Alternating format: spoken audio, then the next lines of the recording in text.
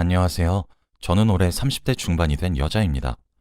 제 인생에서 제일 잘한 일이 바로 지금의 남편과 결혼한 일이라고 당당하게 말하는데 그 이유가 바로 시부모님 때문이에요. 아마 시부모님이 아니었다면 저는 평생을 외롭고 쓸쓸하게 보냈을 겁니다. 다들 시댁살이라고 하면 시부모님과 갈등을 많이 생각하실 텐데 저는 오늘 행복한 시댁살이 이야기를 하려고 해요.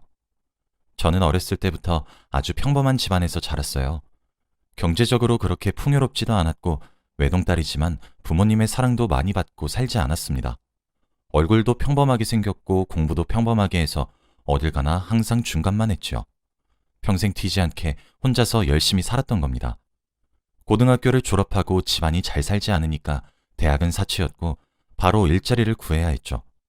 저는 많은 건 안 바랬고 월급만 제때제때 주는 일을 하고 싶었는데 제가 공부를 잘했던 것도 아니고 집안이 좋은 것도 아니니 생각외로 별로 좋지 않은 직장에 취업하게 되더군요. 그래도 직장이 생기고 드디어 나 혼자 돈을 벌어서 독립할 수 있다는 생각에 정말 악착같이 일을 했습니다. 그렇게 평범한 일생을 살아가고 있을 어느 날 저희 집안에 아주 큰 사건이 생기고 말았어요. 바로 뺑소니 사건입니다. 저희 집에서 아빠와 저만 일을 하고 있었고 엄마는 집에서 집안일을 하고 있었어요.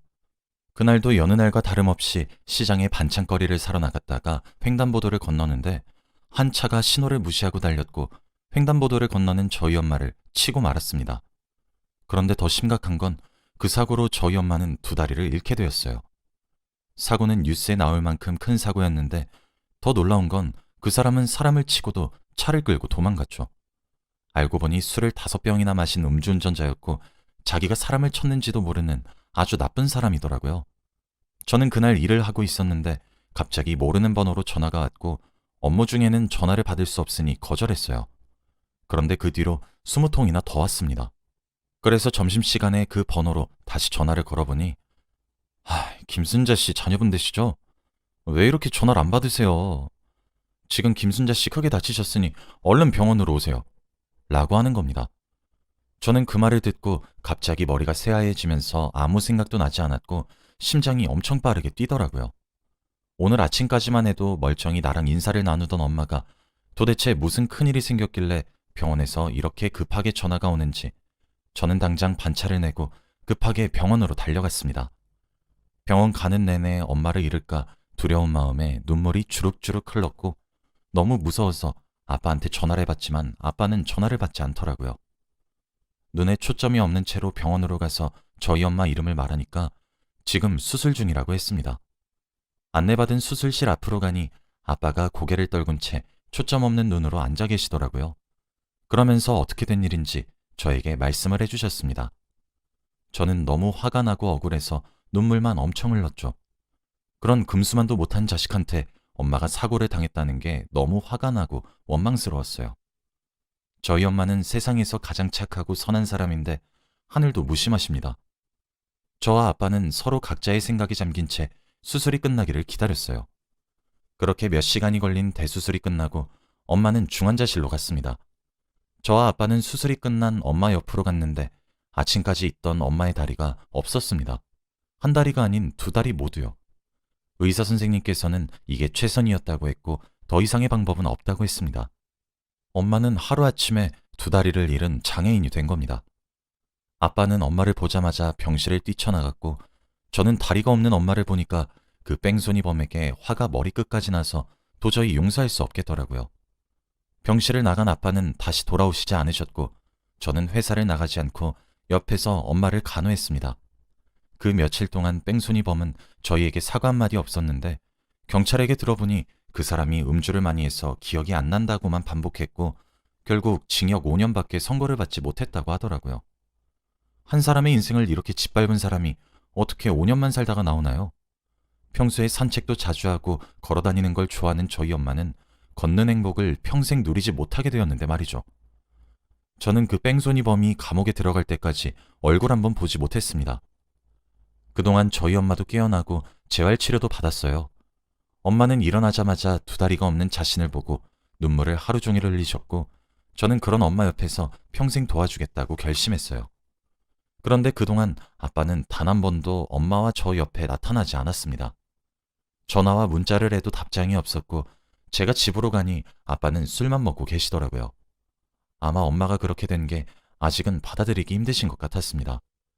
그리고 엄마는 재활치료도 열심히 받았고 휠체어를 이제 잘 사용할 수 있게 되어서 퇴원을 하고 집으로 돌아왔어요.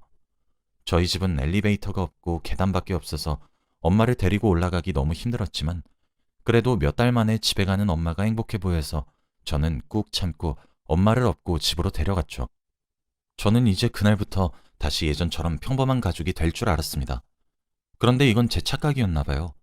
그날부터 저희 아빠의 가정폭력이 시작되었거든요. 아빠는 술만 먹으면 괴물로 돌변했습니다. 그런데 아빠는 술을 먹지 않으실 때에는 평범한 남편이었어요. 시간이 지날수록 아빠의 알코올 중독 증세는 더 심해졌고 술이 없으면 일상생활이 불가능할 정도였습니다. 그래서 직장에서도 쫓겨나고 하루 종일 집에 박혀서 술만 먹었죠. 엄마는 도저히 참을 수 없어서 아빠와 이혼을 했고 저와 둘이서 살게 되었어요. 저는 그때 깨달았습니다. 평생 결혼도 할 수 없을 것이고 엄마 뒷바라지만 하고 살아야 되겠다고요. 제가 결혼을 하고 가정을 꾸리면 혼자서 외롭게 지낼 엄마가 걱정되었고 평생 동안 불행 속에 사셨던 저희 엄마가 너무 불쌍했습니다. 그래서 엄마를 위해 돈을 벌고 그 돈을 엄마를 위해서만 썼어요. 그런데 그때 한 남자가 나타났습니다. 얼굴도 괜찮고 능력도 성격도 괜찮은 남자였죠. 그 사람을 만나면서 처음 결혼에 대해 생각해 본 것 같아요. 평생 제 인생에서 결혼은 없을 것만 같았는데 그 사람을 보니 가정을 꾸리고 싶은 욕심이 생기더라고요. 엄마한테 몹쓸 짓인 건 알지만 나름대로 저도 지쳐 있었고 조금은 행복을 누리고 싶기도 했습니다.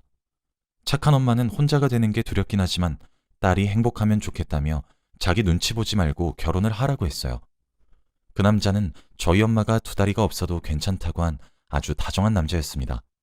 그런데 문제는 그 남자 집안의 부모님이었죠. 처음에는 좋게 말하시면서 결혼을 하지 않아 주었으면 좋겠다고 말씀하셨고 그 남자는 부모님의 반대를 무릅쓰고 결혼을 진행하자고 하더라고요. 저희가 뜻을 굽힐 생각이 없으니 저에게 찾아오셔서 돈다발을 주시며 우리 아이 인생 망칠 생각하지 말고 제발 결혼 포기해 주세요. 라고 부탁하셨습니다. 저는 이 상황이 도저히 납득이 되지 않았고 이유를 물어도 대답이 없으시더라고요. 단지 제가 며느리감으로 마음에 들지 않아서 그렇게 말하시는 건가 싶어 제가 열심히 하면 좋게 보실 줄 알았어요. 그래서 마지막 기회라고 생각하고 그 남자의 집에 놀러 갔습니다. 그런데 식탁에 앉아 계시던 그 남자의 부모님은 제 얼굴을 보시자마자 화를 불같이 내시면서 그 남자에게 아들, 다른 여자라면서 쟤랑 헤어지고 다른 여자 만나서 오늘 소개시켜준다고 했잖니? 라고 하시더라고요. 그 사람은 부모님께서 저와 같이 밥을 먹자고 하면 반대하실 거라니까 일부러 다른 여자를 소개시켜준다고 하고 자리를 만든 모양이에요. 저는 그 사람 부모님의 팔목을 잡고 어머니, 제가 잘할게요. 딱 한 번만 기회를 주세요. 네? 라고 했습니다. 뭐? 어머니? 어디서 내가 네 어머니야? 라고 하시면서 식탁에 있는 반찬들을 제 얼굴에 다 던지셨고 그러면서 하는 말이 더 슬펐어요. 들어보니까 아빠는 술주정뱅이에 엄마는 두 다리 없는 장애인에 평생 가정교육은 받아보지도 못했을 텐데 어떻게 내가 그쪽을 며느리로 삼니? 내가 죽는 일이 있더라도 절대 그럴 일은 없을 거네. 그럼 못 배운 집안에서 자란 사람이 감히 주제도 모르고 우린 귀한 아들을 넘봐? 우리 아들의 아내가 되는 건 절대 안 돼. 당장 이 집에서 나가. 결혼을 반대하시는 이유가 단지 제가 못 믿어서 그런 줄 알았는데 그게 아니라 저희 집안 때문이었어요. 알코올 중독자 아빠와 장애인 엄마를 가진 저는 자연스럽게 가정교육을 못 배운 사람이 되었습니다. 저는 충격에 휩싸인 채로 그 집에서 나왔고 집 가는 내내 펑펑 울었어요. 제 집안이 평생 저의 장애물이 된다고 생각하니까 너무 막막했고 제 인생에 정말로 이제 결혼은 없을 것 같았거든요.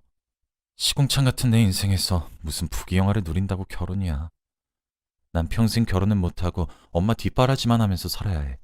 내 주제를 알자. 라는 다짐을 수없이 하고 집으로 갔죠. 엄마에게 자세한 이야기를 하진 않았고 결혼을 하지 않겠다는 말만 했지만 아마 엄마는 눈치를 채신 것 같아요. 제가 밖에서 이런 대우를 받으면서 살아가는 게 자기 탓이라고 생각했는지 혼자 새벽에 우는 소리를 제가 엿듣고 말았거든요. 엄마는 입을 막은 채로 방 안에서 흐느껴 울었고 새벽 내내 잠이 오지 않던 저는 거실을 잠깐 나갔다가 엄마가 우는 소리를 듣고 저도 밖에서 혼자 울었습니다. 다시 평범한 날들을 지내고 있었어요. 다니던 직장에서 일도 열심히 하고 월급을 받으면 저축만 하면서 살고 있었죠. 그런데 몇 달 뒤 갑자기 또 한 남자가 나타났습니다. 우연히 만난 사람인데 처음에는 저에게 좋은 감정을 가지고 있다고 티를 엄청 내더라고요. 하지만 저는 과거에 아픈 추억도 있고 분명 그 사람의 부모님도 저에 대해 알게 되면 그런 상처를 주실 게 뻔하기에 저는 그 사람이 한 발짝 다가오면 두 발짝 멀어지는 관계를 유지하고 있었죠. 제가 이렇게 거절을 하는데도 불구하고 그 사람은 물러설 생각이 없어 보이는 겁니다. 제발 딱 한 번만 만나달라고 애걸보걸했고 저도 저에게 잘해주는 그 사람에게 끌려 딱 연애만 하자는 생각으로 만났어요. 그렇게 한 3년을 만난 것 같습니다. 저는 시간이 지날수록 그 사람이 좋은 사람인 것을 느꼈고 결혼을 하고 싶었지만 제 주제에 무슨 결혼이냐고 스스로 채찍질하면서 마음을 억누르고 있었죠.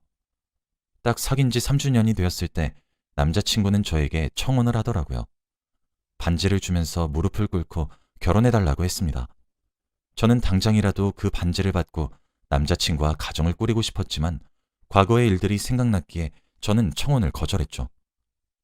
미안, 난 결혼을 할 생각이 없어. 아, 그랬어?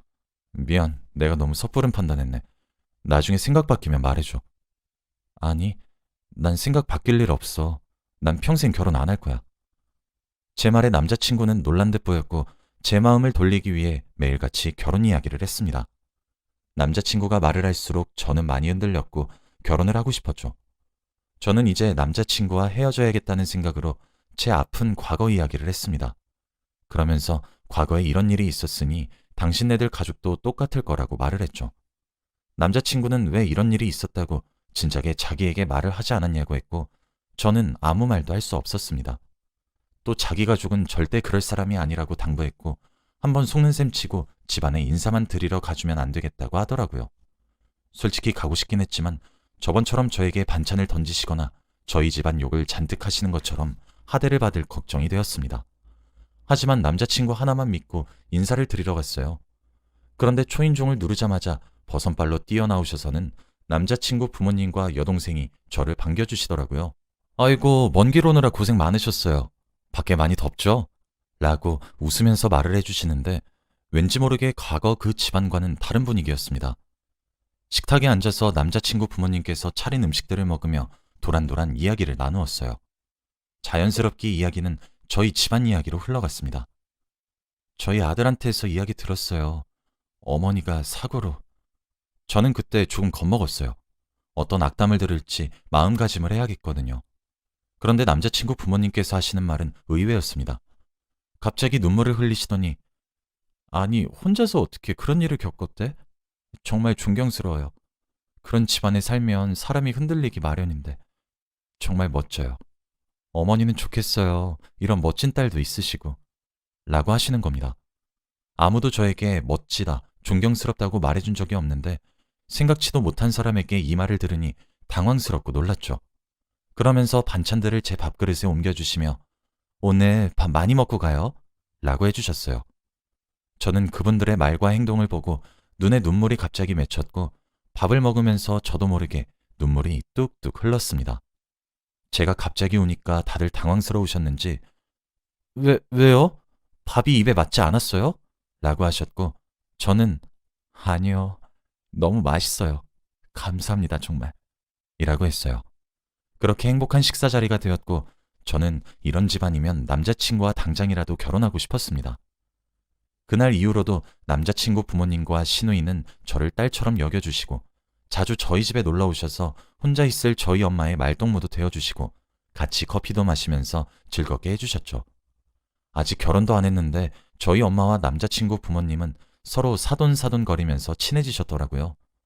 저와 남편은 그 모습을 보고 너무 뿌듯했고 결혼을 늦출 이유가 없었습니다.